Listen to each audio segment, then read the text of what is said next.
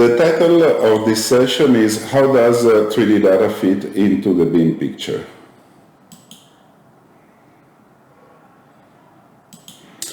So, the content of the presentation will cover to BIM or not to BIM, meaning what is BIM, basically a very brief introduction about BIM. How 3D data fits into the BIM methodology or scan to BIM.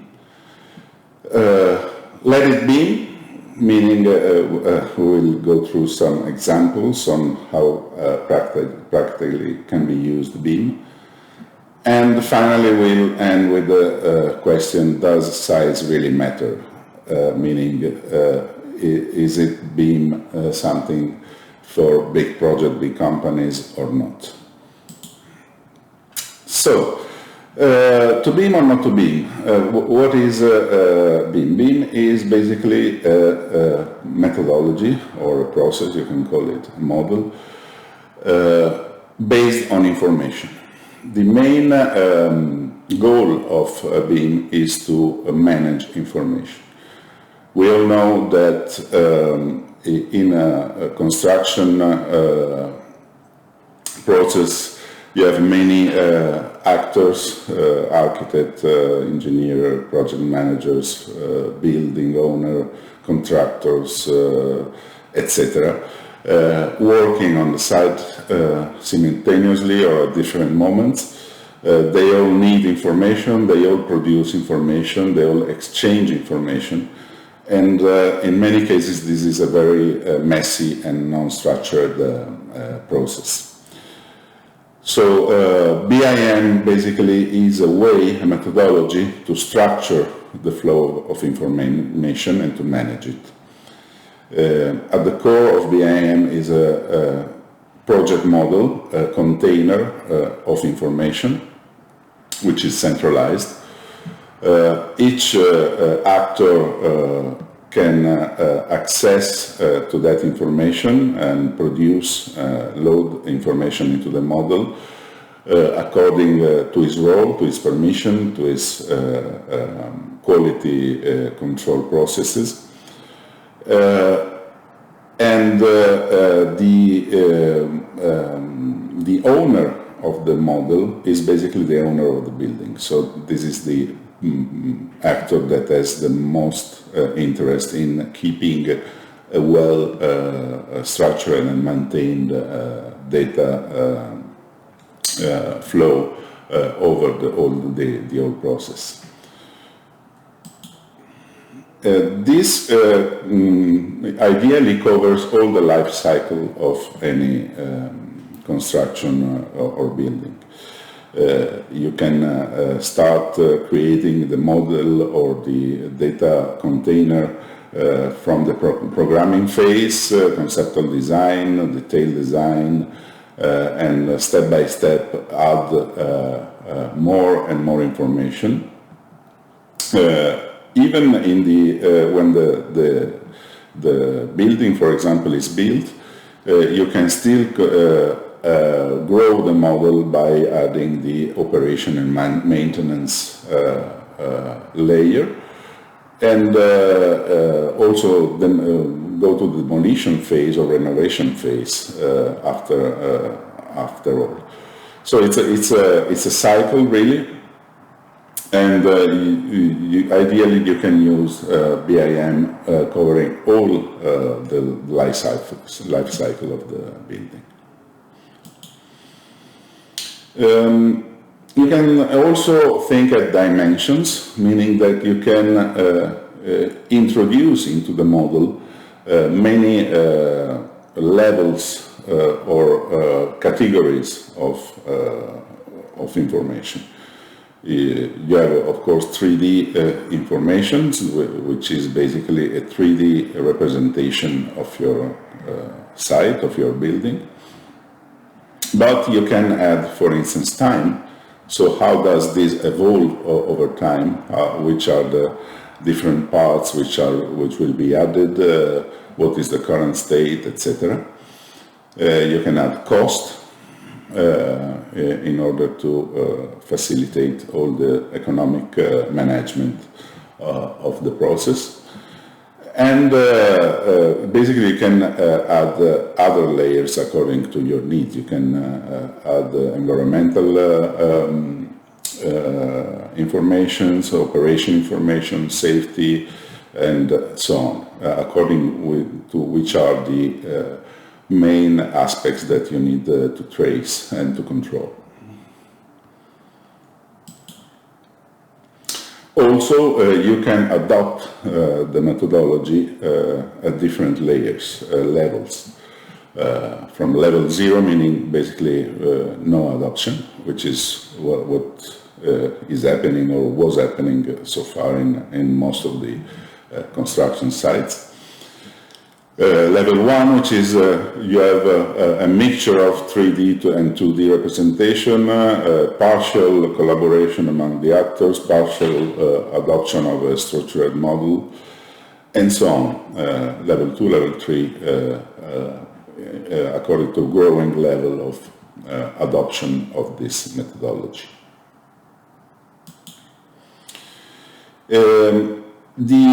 The bottom line of all this is, as I said, to manage information, but what are the, apart of that, the real benefits that companies which has been using this methodology in practice have found? You can find a lot of surveys and articles on the press, on seminars, on web on this theme. More or less, the main arguments, the main pros that you can find everywhere about BIM are represented in this chart with different percentages, but reduced error and omissions is one. I would say that can be better explained with earlier identification of errors and omissions in an earlier phase of the design, for instance. And that leads to a reduced rework. So you identify earlier in the design or construction phase problems, so you can act earlier, and you have less rework at a later phase.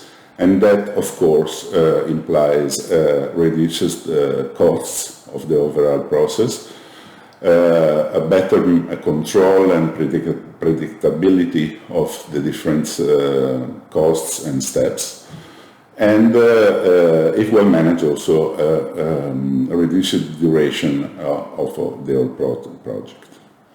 These, I would say, are the main arguments that, of course, in each case you can have different things, but on average, I would say this is what happens more or less everywhere. And of course, everything has pros and cons. What are the challenges that you face when you adopt BIM? The most common is that it has a learning phase, an adoption phase, which can be challenging. You have to train personnel on a different way of working. You have to find personnel which is trained, maybe. You have maybe to adopt software that you were not using, hardware that you were not using. So the adoption part can be challenging. Once you are using it, since not all the actors may be at the same level of adoption of this process or acceptance of this process, it can arise a cooperation barrier. It can arise problems of well-defining which is the actual ownership, in the sense of who has to maintain each portion of the data. or which is the scope of the information that is assigned to the project. Do I want to get to a very low detail in the materials or not, in the costs, etc. In general, there are always, when you introduce new things, you have a resistance to change. So this is something that you might want to consider. And I left as the last point the project company size, meaning is it BIM something that, for all the previous reasons, can be adopted only in case of big projects, big companies, or also a small firm or even an individual professional could step into the BIM process. I put a question mark because if you think of the challenges that I just mentioned, you might say that this is not something for small projects, but we are seeing the market and the operation moving in a different direction, and we will see some examples later on the presentation. So, in any case, the bottom line that you might like it or not, but BIM is rapidly being adopted in a very wide number of countries and projects.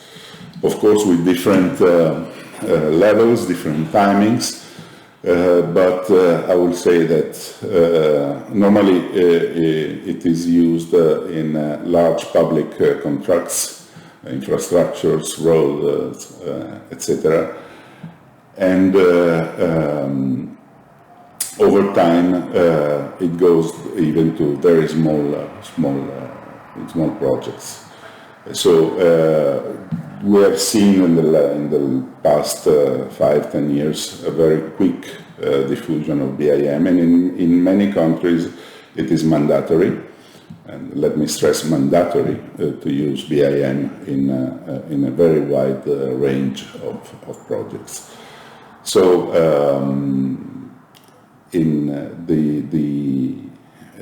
the general idea is that this is something that we should really consider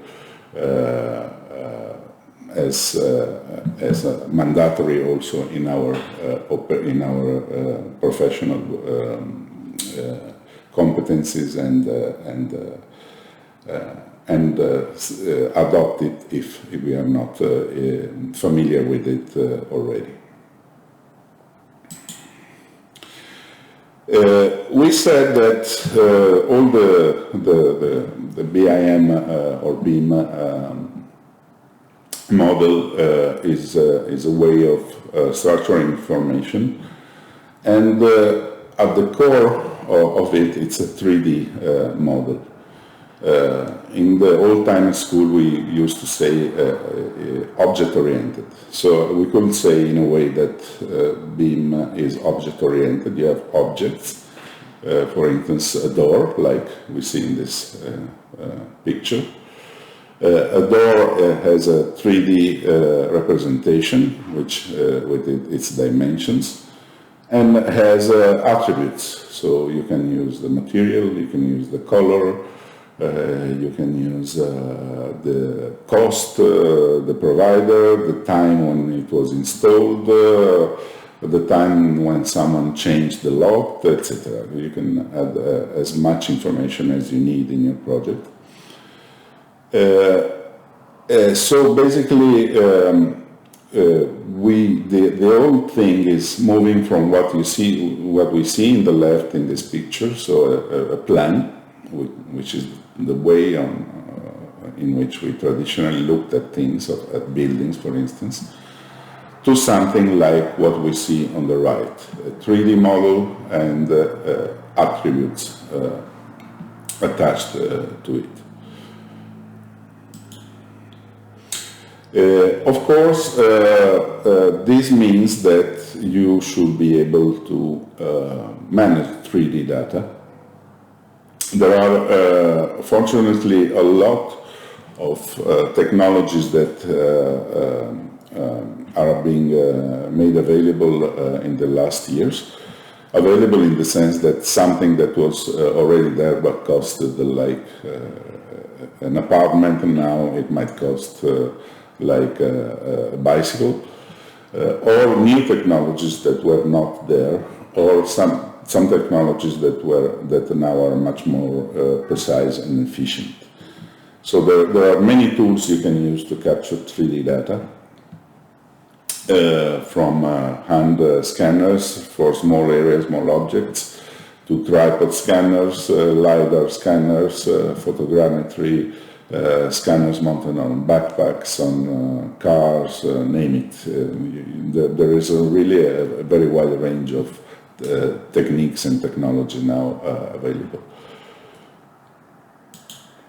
For instance, at Stonex we do have tripod scanners, handheld scanners. We have software to capture and manage the information, and deliver it to a CAD BIM processor model. Now, this is for capturing information. Of course, you can also input 3D information with your design, which is an abstraction of something that you want to build, a beam, for instance, or a wall. In the scanning solutions that we manage at Stonex, there are many possible workflows, and this slide represents the fact that more and more we are thinking of integration, meaning that you don't use a single sensor or single tool to capture all your 3D model, but according to different parts and different moments and different sizes, you can use many different sensors, and the software should be capable to integrating all this data, which basically it's called a point cloud, which is made of millions and millions of points, each one of them with coordinates. So you need a tool, you need a software tool to get all these point clouds coming from different sensors and make a single 3D model containing all that information. Once you have that, then you can move to your BIM process. All this is called normally scan to BIM. So it's the process of capturing reality and moving it into a BIM data model. This process moves from the 3D, from the scanning on site of the object, in case we are scanning an existing building, for instance. This produces, as we said, a point cloud, or many point clouds that are joined in a single point cloud model. And from a 3D model made of millions of points, normally you need to move to a 3D model which is an abstract model. For instance, a wall is represented in a point cloud by a million of points shaping the real shape of the wall. In an abstract 3D model, a wall is a rectangle, for instance, the surface of your wall, and has additional attributes, as we said. It could be the attribute saying that it's made of masonry, or the color, or whatever you want to add to your information. And then this abstract 3D model with attributes goes into the BIM repository. So it's a process of scanning reality and abstracting it, I would say. For instance, this is one example. We have a tower, a very old stone wall tower. On the left you have the scan. You can see the points that represents your model. On the right you can see some analysis being made of these points to identify different inclinations of different parts of the wall, different verticality discontinuities, and then those are abstracted into very basic shapes and used to do finite mod elements analysis and dynamic analysis of the possible fractures of the wall. So this abstraction process starts with tree data. Another way of collecting tree data is becoming more and more more and more popular, which is by drone. You can attach to drones LiDAR or laser scanners, basically. You can use photogrammetry from the drone, and the result in both cases is again a point cloud, a representation of your area. And the advantages is that you can cover large areas in very short time, and there is very low interference with the site, so you can do it without interrupting your work. Normally this is not always possible in every area, in densely populated area or near airports, or there are limitations in the use of drones, but when possible they are very effective. Let's see some other cases on how 3D models or 3D scan to BIM is used into the BIM model. One very common way is what is called the as-built analysis, meaning that you have your ideal 3D design and then you build, and of course there are differences between your 3D design and what is built. For instance, in the right part of this slide we can see a planarity analysis. So in my design I have of course a flat floor, but we know that in reality floors are never flat. You have always some small deformation. So one way is to scan your site after you built your building, or at different phases, different steps of your building process, to conduct analysis and to document what you are doing.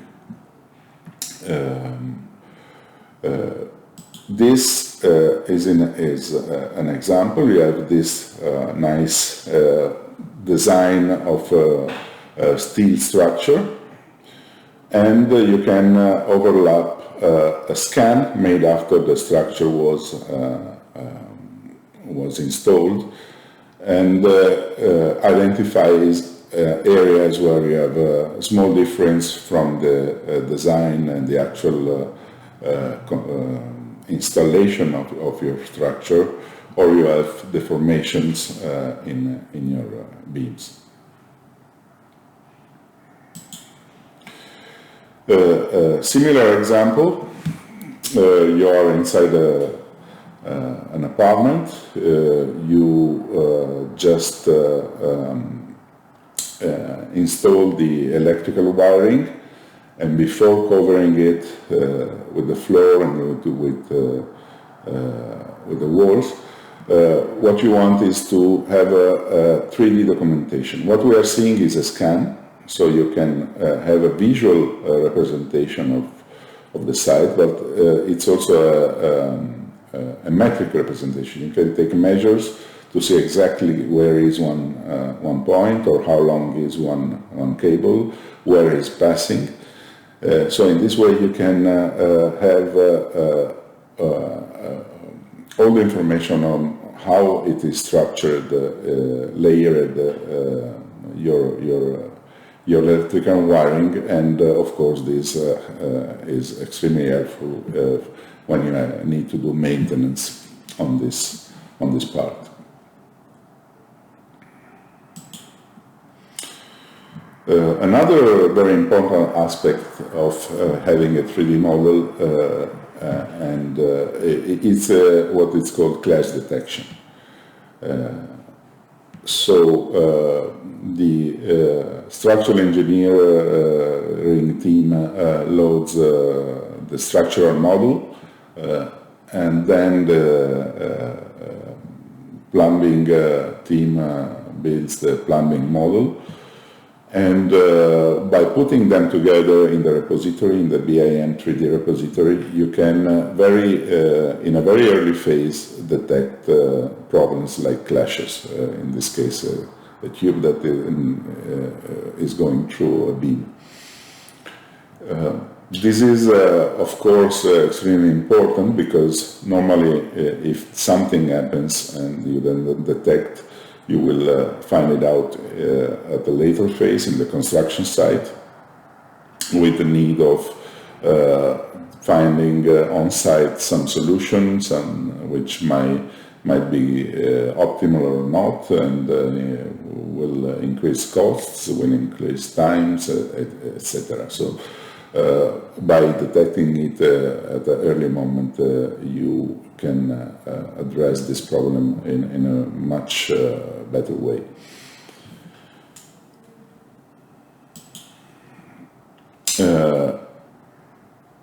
Another example, scanning, in this case made with our handheld scanner, of pipes. Again, you open your underground piping, you do some intervention, install a new valve, and before covering you do the scan, so you can document exactly what is there. And this is also very important. We know that in our roads many times the interventions are not well coordinated. You can see maybe workers on a road working for weeks to install a new asphalt, and maybe 2 weeks later someone that is opening again the road because they need to install fiber optics, and maybe 6 months later in the same site they need to install a new plumbing or something. So all this can be better managed if you have actual repository of underground information, and this allows you to better plan and coordinate intervention to reduce downtime of the streets and costs, of course. So we said that BIM can be used during the whole life cycle, and this also implies that the operation of the building, for instance, can benefit from the BIM methodology. What is called facility management, meaning the management of all services, maintenance of the elevators, of the heating system, of safety systems, etc. Can use a repository information that allow you to know exactly where are your systems installed, with the dimensions, the positions, the attributes, materials, part numbers, and document all the interventions that are made, were made, or need to be made. And this also can be applied to industrial sites. Think of a chemical plant, all the informations of the different plumbing, for instance, that can be stored in a facility management database. So normal on the repository you have the design information, and if you and in many parts you don't have the original design, so you again do the scan to BIM. So you capture reality by scanning, which is a process that starts with an on-site scan. Then you have a 3D cloud processing. You obtain from that 3D model with adding data attributes. And all that goes into your BIM repository, which is addressed and used by the different teams, the maintenance, training, engineering, etc. Each one interested in some aspects or parts of the model. So we have the last question to answer. Does size really matter?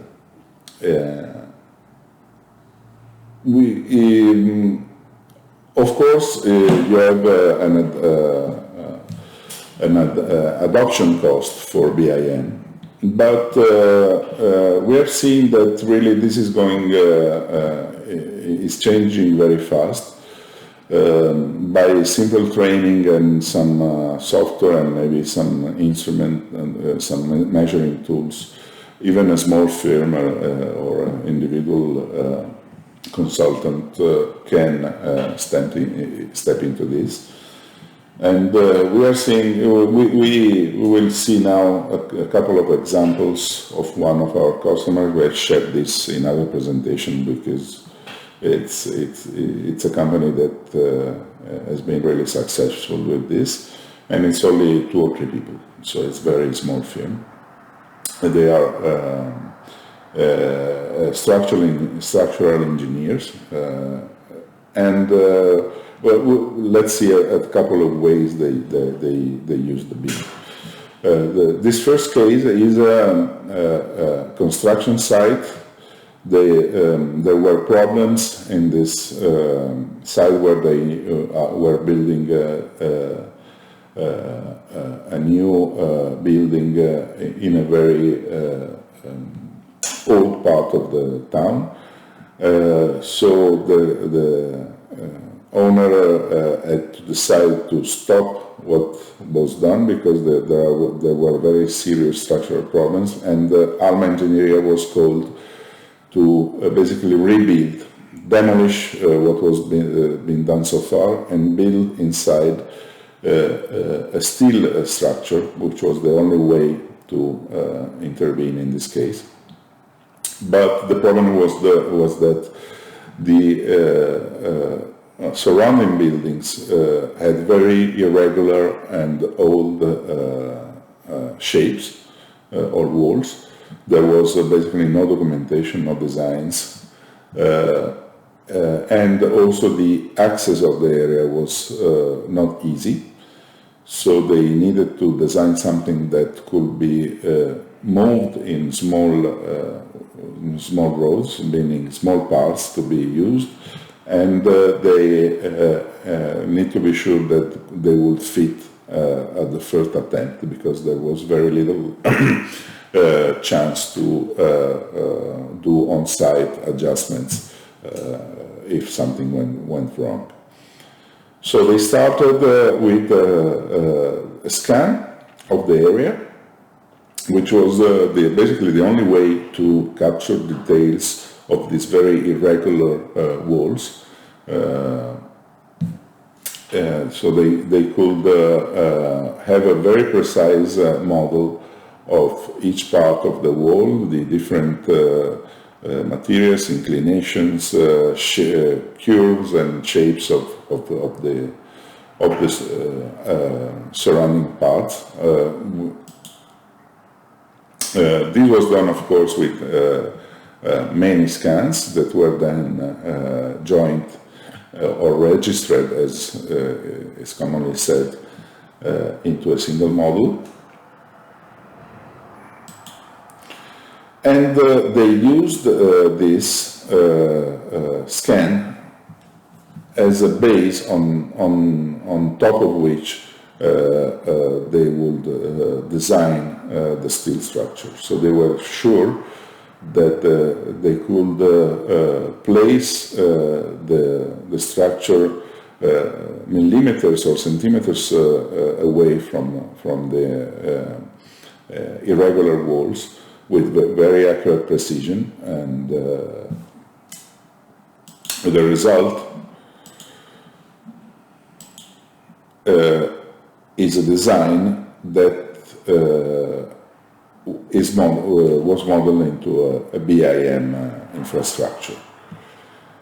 So starting from the scan, you have a 3D model, you design on top of this in a BIM environment where each beam, each frame has its own information associated. So this is a very, I would say, low-level BIM, just what we would say a 3D first-level BIM. But yet it's something that with very low inversion of time and money, any professional can do it. And it's a first step into the BIM world that even so has a very good return to investment in terms of efficiency of working after you are familiar with all the process, and professional possibilities that opens to you.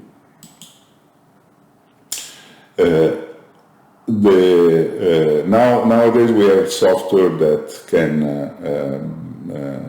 work integrated in the BIM structure, in a BIM framework, to do many additional things like structural analysis. That this is showing the structural analysis of the joints and the beams of the previous model, but you have a lot of vertical application to do thermal analysis or whatever. You have, it's a very fast-growing area. The nice thing of having a 3D model is that whenever you need to do a change, for instance, to move one column from one place to another, it is very easily done, and it is very easy to automatically, I would say, produce plans and sections and traditional 2D representations with a simple click. You don't need to redraw tens and tens of previously delivered tables and drawings. You just can generate them automatically. So the change management during the design process is very efficient. And the result of this was that they could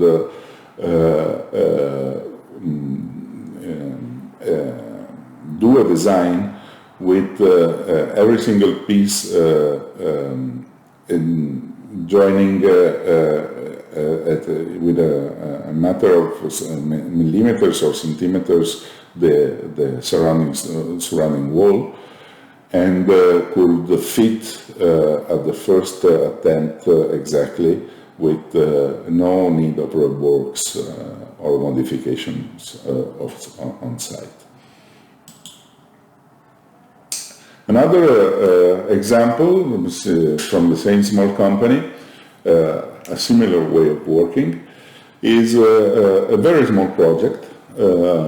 There was this company which had tanks and needed to build a small walkway over the tanks so that the technician could access the top part of the tanks for maintenance. The problem was that these tanks contained chemical components that need to be kept at low temperature. That was not easy to access the area, and so the Earth survey to capture what was there was a problem, because on top there were a lot of pipes and tubes and objects around the tanks that needed to be considered for the walkway design to avoid clashes. So basically, again, the workflow was a scan using our X300 scanner. From the point clouds obtained by the scanner, they obtained in our reconstructor software sections and plans. They moved into 3D BIM software, the 3D model, and there they did the design and the structural analysis of the design. So you can see on the top left a screenshot of the scan, and then the 2D representation and the 3D model of the tanks and the steel structure. Again, point cloud, orthophotos or sections of different parts of the model, which are in this drawing the white lines. And on top of those, with millimeter precision, then they were able to introduce the walkway design, considering all clashes, all possible clashes and interferences. We can see again the white part is the section of the actual scan of the area, and the blue or green part is the design mounted on top of it. So it was a very brief discussion or talk about BIM. It's a very extensive area. There is a lot more to say, but I hope this was interesting, and I hope that I could transfer to you the idea that maybe it's time to step into the third dimension. If you need more information, please feel free to contact us at this email, and thanks for being connected.